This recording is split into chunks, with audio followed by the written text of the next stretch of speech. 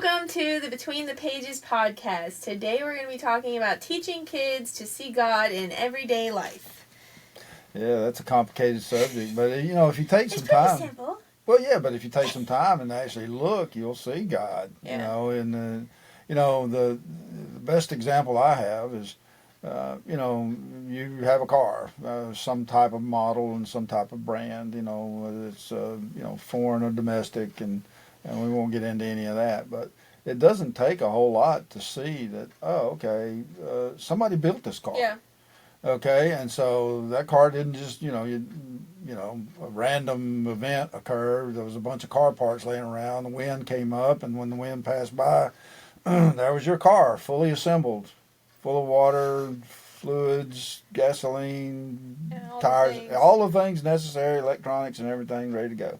That's kind of a stretch of the imagination to believe that that's possible. And so if you look at the creation, if you look at trees and sky, this morning, went out and let the chickens out, of the coop and everything, and the sun was coming up again. That's something that happens every day. We talked about that before. Yeah. He doesn't fail. I think it was the faithfulness, but it was he's the same and consistent every day. And you can always count on him to be there, and the sun come up and the sun go down. And so you think about that we have a sun. Yeah. And basically, most people don't think about it, but it's a star. Yeah. And there are lots of stars. You can look at it at night, and you can see the star, and declare the glory of the heavens, declare the glory of God, right? But we have a star. And, it doesn't take much to look around and go, look, if we were Mercury, it'd be hot and barren. And if we were Pluto, I guess, is not really a planet anymore. But if we were Neptune, it's just a cold, icy place. Yeah. And so we're in the right spot in our solar system. Which is interesting, because that was one of the things they even taught us in, third grade science. That, if we were 1 centimeter this way or 1 centimeter that way, we wouldn't be able to live. Right. Just even a centimeter, right. The Earth, one way or the other way, away from the sun, we would be too cold or too hot. Right. And you think about, it's even more interesting than that in that we have a moon. Yeah. And if it weren't for the moon, we wouldn't have tides. Yeah. And tide wouldn't come in and tide wouldn't go out. Yeah. And because of that is basically what keeps life going in the ocean. And so that's all planned. Yeah. It's not an accident that happened that way. And so, those type of topics, if that was what you wanted to do to show your child, that God exists, that's a simple one. But, when I was in college, which was quite some time ago, they had this video called The Power of 10. And it's probably still out there. Oh, yeah, it is. Okay, yeah. I took it one time, and I screenshotted it up to, I think I did till 5.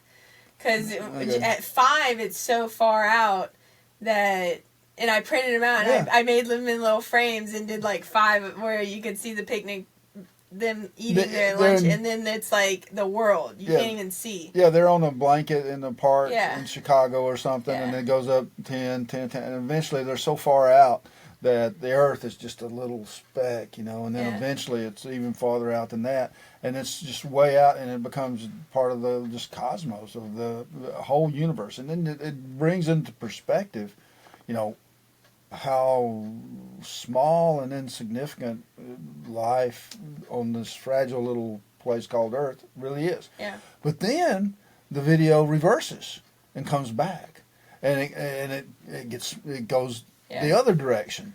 And the next thing you know, they're looking at a skin cell. And then they're going down deeper than that. And the composition of a skin cell and all the electrons and atoms and things associated with that. And basically you get smaller and smaller and smaller, and it becomes more and more complex.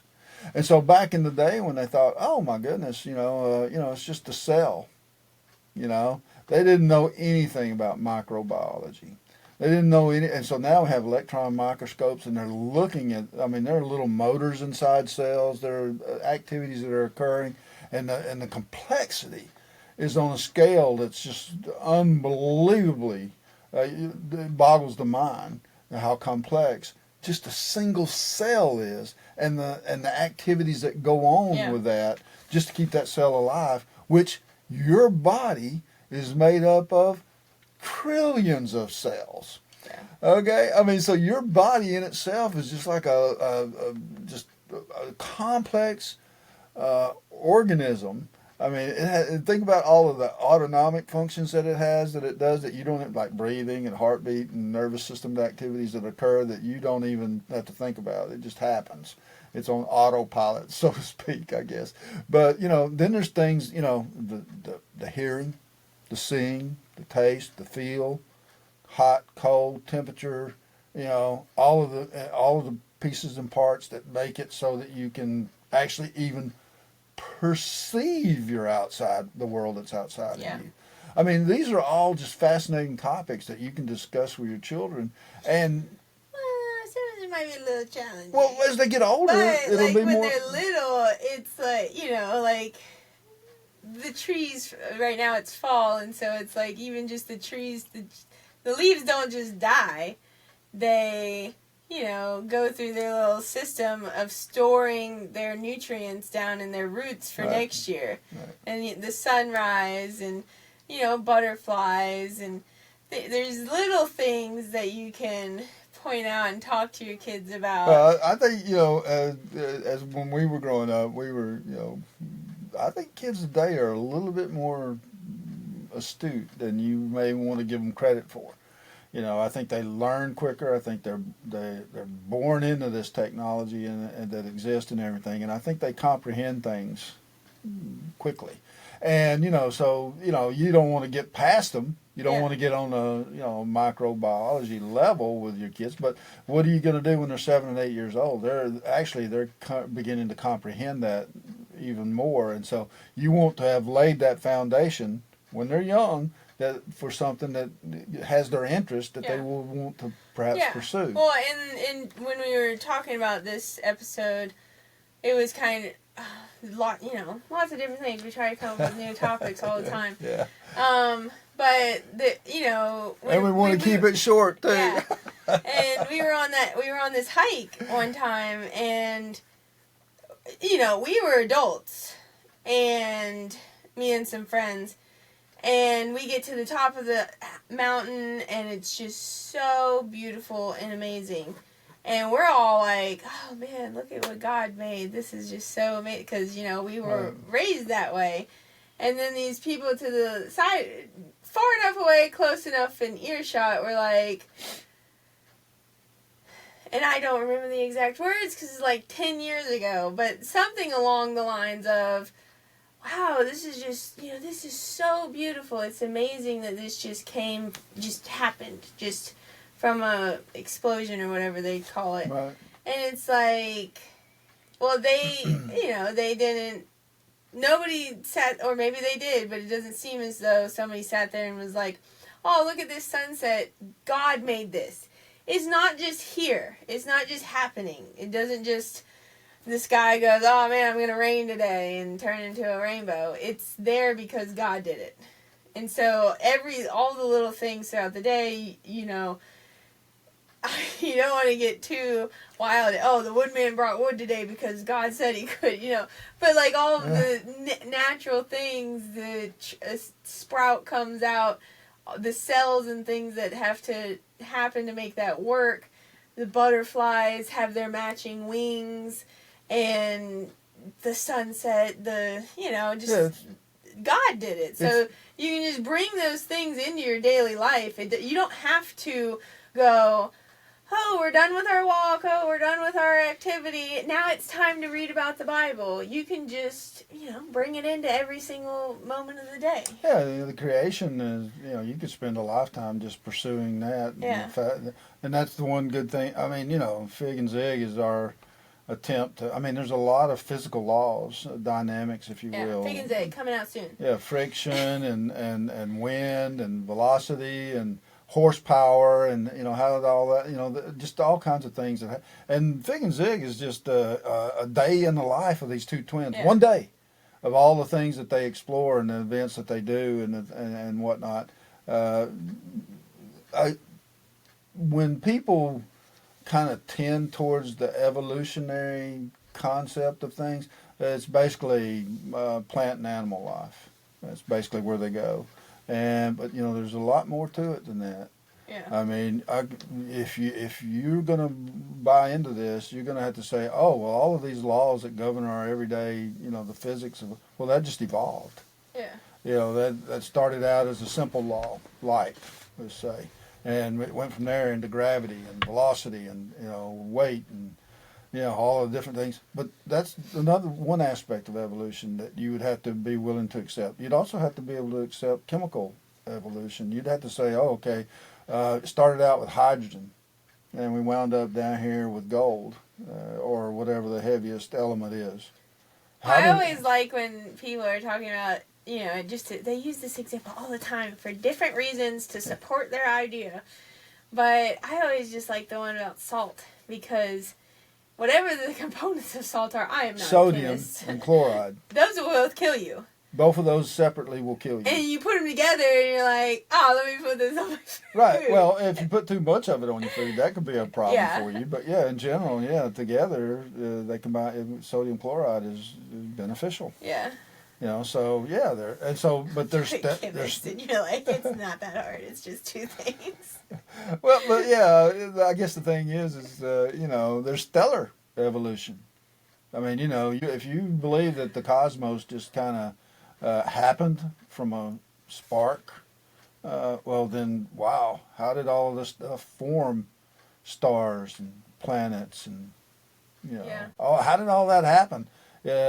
Just by accident? And so then here you are in a kind of a mediocre galaxy. Milky Way is kind of normal. And you're just one little speck, like that Power 10 we were talking about, in one of the arms of the Milky Way. And this is where life is? By accident. Yeah. Wow. And Ponscom. So what's the purpose of all the rest of this? I mean, so, we know what the purpose of it is. Declare the heavens. So, anyway. We challenge you, as you parents out there, to name one God moment with your kids today. And go out and just name one. You don't have to share it, but if you want to comment, you can. Yeah. And one God moment I had last night, day before or whatever, was the new moon. Greg had a God moment last night. Yeah.